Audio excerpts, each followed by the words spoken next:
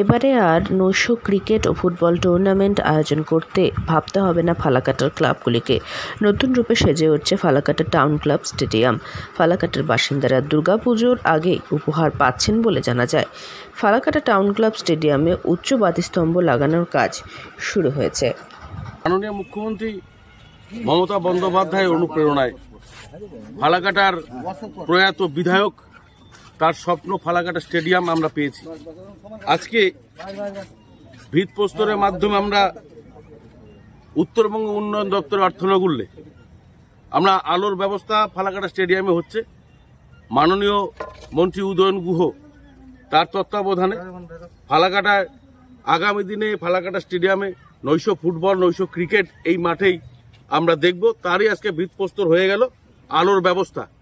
ফালাকাটায় স্টেডিয়ামে 8টা tower flight লাইটের ব্যবস্থা করা হয়েছে। উত্তরবঙ্গ উন্নয়ন দপ্তরের পক্ষ থেকে মন্ত্রী উদয়ন গুহর তত্ত্বাবধানে ফালাকাটা প্রয়াত বিধায়কের স্বপ্নের ফালাকাটা টাউন ক্লাব স্টেডিয়ামে আলোর ব্যবস্থা করা হচ্ছে। ঘটা করে ভিত্তিপ্রস্তর অনুষ্ঠানেরও আয়োজন করা হয়। আগামী 1.5 মাসের মধ্যে এই কাজ শেষ হবে। স্টেডিয়ামের আলোর কাজের জন্য বরাদ্দ হয়েছে 2,56 লক্ষ টাকা। আগামী আগস্ট মাসের পরে ফালাকাটা টাউন ক্লাব স্টেডিয়ামে রাত্রিকালীন খেলা শুরু হবে বলে জানা যায়। 8টি উঁচু স্তম্ভের বাতি মাঠের চারপাশে বসছে। এই বিষয়ে ফালাকাটা টাউন ক্লাব স্টেডিয়াম কমিটির পক্ষ থেকে জানা গিয়েছে, নৈশ টুর্নামেন্টগুলির জন্য ফাঁকা মাঠগুলির ওপর ভরসা করতে হতো। খেলার উপযোগী করে তোলার জন্য মাঠগুলির পেছনে সব ক্লাব অনেক টাকা খরচ করত। এবারে আর সেই সমস্যা থাকলো না।